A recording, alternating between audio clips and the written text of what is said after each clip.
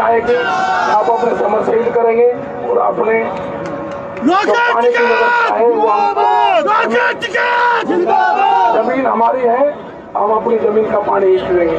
वो कहावत साबित होगी कि अपने घर में पानी पीने की हिम्मत इस किसान में है। हम देश को अनाज दे सकते हैं अपने खेत में पानी खोल के। तो यहाँ पे किसान आया है, यहाँ का ही पानी गया तो 2 घंटे हमको जवाब देते हैं, पानी है तो उत्तर प्रदेश सरकार देते हैं, नहीं तो मशीन मंगवा के यहाँ पे समरसेबल होंगे और हम यहाँ का ही खोता हुआ पानी।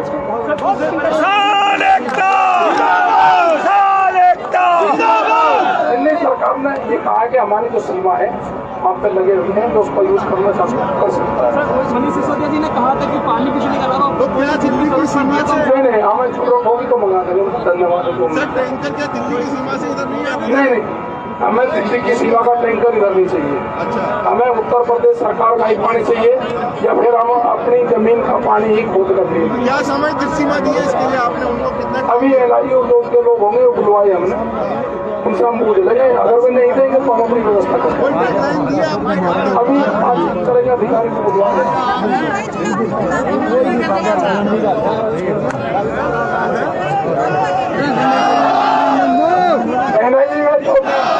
मैं इसकी गारंटी करता हूँ। किसान 26 तारीख की कॉल मेरी थी, वो किसान जो 4 लाख ट्रैक्टर लेके दिल्ली में आया, जो 20 लाख आदमी दिल्ली में आया, उसकी पूरी जिम्मेदारी राकेश टिकैत देता है। जो भी नोटिस होंगे, जो भी उन्होंने गड़बड़ करी है, अगर मेरे किसान ने करी है, जितनी सजा होगी मैं भुगतूंगा। सर, आप कह रहे हैं कि किसान सम्मान के साथ किसान बेइज्जती होकर जाएगा, किसान सम्मान के साथ में दिल्ली से जाएगा। जब किसान यहाँ से जाएगा उसके ऊपर फूल बरसते जाएंगे।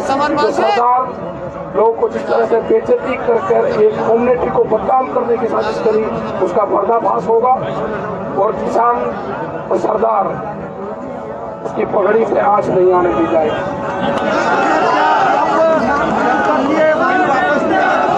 हम भारत सरकार से बातचीत करेंगे, जो हमारे इशू है उस पर बातचीत होगी और उस पर एक समझौता जो होगा, उसी समझौते के बाद में हम यहाँ से इन बॉर्डरों को खाली करेंगे।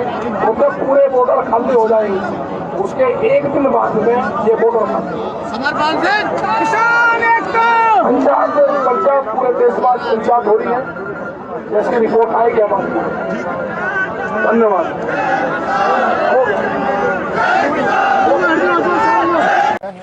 इसमें हमारे साथ मनीष सिसोदिया जी हैं, भाई बात कर लेते हैं, कोशिश करेंगे कि बात करके समझाएं कि वो गाजीपुर बॉर्डर की तरफ जा रहे हैं। सर थोड़ा निकलिए, 1 मिनट रुकिए।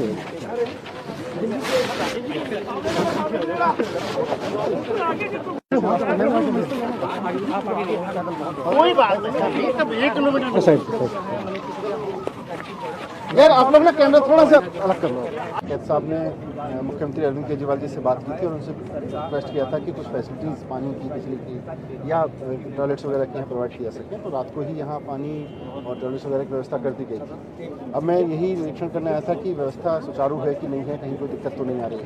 सर, क्या कल के घटनाक्रम पे क्या कहेंगे? कल जो है राकेश टिकैत वो भी गए थे, पहले फोर्स बुला ली गई, लगा कि हटा दिए जाएंगे, फिर उसके बाद फोर्स वापस लौट गई। मुझे समझ नहीं आता कि भारतीय जनता पार्टी की, इनकी सरकार की ऐसी क्या मजबूरी है, किस मजबूरी के तहत ये लोग किसानों को गद्दार कह रहे हैं। भारतीय जनता पार्टी के नेता किस मजबूरी के तहत आज इस हरकत पे उतर आए हैं कि ये सरदारों को गद्दार कह रहे हैं। देश के किसानों को गद्दार कहा जा रहा है। जो कौम पूरे देश पे जान लुटाती रही है उस पर उसको ये गद्दार कह रहे हैं, तो ये इनको जवाब देना पड़ेगा। इनकी क्या मजबूरी है कि जब लाखों किसान मना कर रहे हैं जिस कानून के लिए, करोड़ों किसान देश भर में मना कर रहे हैं, पूरे देश में प्रदर्शन हो रहे हैं इस कानून के खिलाफ, फिर भी पूंजीपतियों के हाथों ऐसा क्या दबाव है, ऐसे क्या दबे हुए हैं भारतीय जनता पार्टी के लोग, उनकी सरकार, कि वो इन कानूनों को लागू करने पर अड़े हुए हैं। इनको तुरंत वापस ले लेना चाहिए। सर, अभी बहुत सारी दिल्ली पुलिस ने FIR करी है, उसमें किसान नेताओं का भी नाम है, राकेश टिकैत के भी जो है नोटिस लगा करके गए हैं, इन्वेस्टिगेशन ज्वाइन सबको करने को बोला जाएगा। तो सर उस पर क्या कहेंगे कि दिल्ली पुलिस जो है कोई प्रेशर टैक्टिक्स है या फिर कुछ जो एक नहीं, जिन लोगों ने ये किया है जो भी लोग हैं हिंसा की है, जो वायलेंस तो गलत है, तो जिन लोगों ने वायलेंस की है उनके खिलाफ कार्रवाई हो, उनके खिलाफ इन्वेस्टिगेशन हो पूरा, लेकिन एक्चुअल में उनके खिलाफ हो ना, जिन लोगों ने भड़काया उनके खिलाफ हो, उनके संबंध किन लोगों से जिनके साथ उनके वीडियोस फोटो आए हैं, जो लोग उनको हमेशा अपना भाई बताते रहे हैं, सबके खिलाफ जांच होनी चाहिए। तो सर अभी जो है इसका फाइनल सोल्यूशन क्या है? क्योंकि इसका अभी एक ही सरकार सॉल्यूशन है, इसका एक ही सॉल्यूशन है, देश भर के किसानों की बात सरकार सुने और बताए कि उनकी क्या मजबूरी है, क्यों वो पूंजीपतियों के हाथों इस तरह के कानून लाना चाहती है जो किसानों को खेती को क्रश करने पे लगे हुए हैं, और इन कानूनों को वापस ले। गाजीपुर बॉर्डर पर पहुंचे हैं दिल्ली के डिप्टी सीएम मनीष सिसोदिया जी। सर किस कारण से आप यहाँ आए हैं आज गाजीपुर? मैं एक मिनट कोई बात। गाजीपुर बॉर्डर पर पहुंचे हैं दिल्ली के उप मुख्यमंत्री मनीष सिसोदिया। सर क्या कारण रहा गाजीपुर बॉर्डर आने का? गाजीपुर बॉर्डर में देखने आया था कि दिल्ली सरकार की ओर से जो किसानों के लिए गाजीपुर बॉर्डर पर पानी की टॉयलेट्स वगैरह की व्यवस्था की गई है वो ठीक चल रही है क्या, उसमें कोई दिक्कत तो नहीं आ रही है, और मुझे खुशी है कि दिल्ली सरकार की ओर से किसान भाइयों के लिए यहाँ व्यवस्था की गई है। जी सर, 26 जनवरी की जो हिंसा हुई है खासतौर पर लाल किले पे जो हुई, उसके बाद आंदोलन का रुख भी बदला हुआ नजर आ रहा है। पहले तो आपकी क्या प्रतिक्रिया है उस दिन की हिंसा पर? 26 जनवरी की हिंसा को तो कोई भी सही नहीं ठहरा सकता है, जो भी हुआ वो अनफॉर्चुनेट था, लेकिन उसकी नौबत किसने आनी दी और उसकी साजिश किसने रची, इन दोनों चीज़ों को देखना चाहिए। नौबत केंद्र सरकार ने आने दी, किसान जब विरोध करने लगे थे इन कृषि कानूनों का तभी इनको वापस ले लेना चाहिए था। साजिश किसने रची, इसकी जांच होनी चाहिए।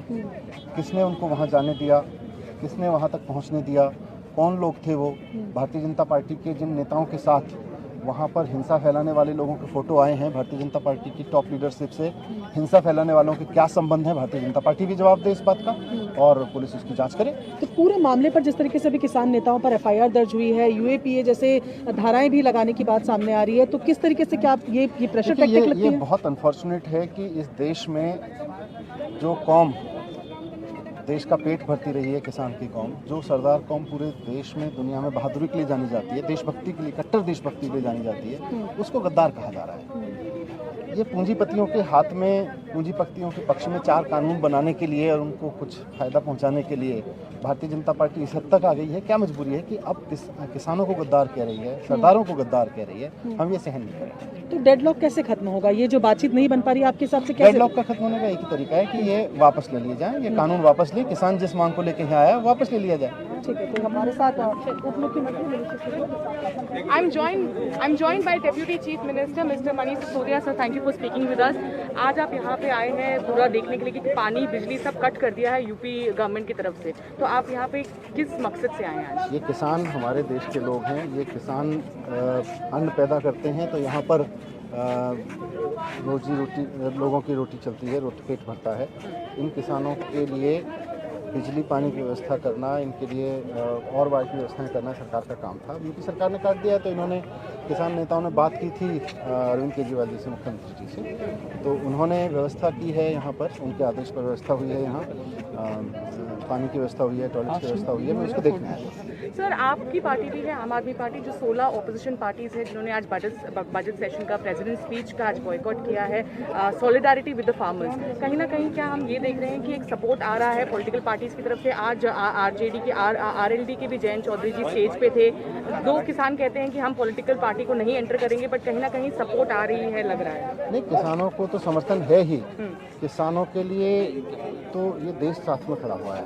भारतीय जनता पार्टी और उनके कुछ पूंजीपतियों के दबाव में या उसकी मजबूरी में भारतीय जनता पार्टी क्यों खड़ी है पता नहीं, क्यों किसानों को गद्दार कह रही है, क्यों जिन परिवारों से देश के जवान निकल के जाते हैं उन परिवारों को गद्दार कहा जा रहा है। सिख कौम, सरदार कौम जो पूरे देश में, सारी दुनिया में अपनी कट्टर देशभक्ति के लिए जानी जाती है, बहादुरी के लिए जानी जाती है, उसको गद्दार कह रहे हैं भारतीय जनता पार्टी के लोग, तो इनको जवाब तो देना पड़ेगा इस बात का। एक आखिरी सवाल सर, एफआईआर पे राकेश टिकैत जी का भी नाम है, काफ़ी लोग किसान जो यूनियन है उन लीडर्स के नाम है, और जो 26 को हुआ, जनवरी को हुआ, उसको आप कैसे देखते हैं? 26 जनवरी को जो वायलेंस हुआ वो अनफॉर्चुनेट है, वो नहीं होना चाहिए, लेकिन उससे ना तो किसानों के मुद्दे खत्म हुए। किसान जिस मांग के लिए यहाँ बैठे थे वो अभी भी बरकरार है।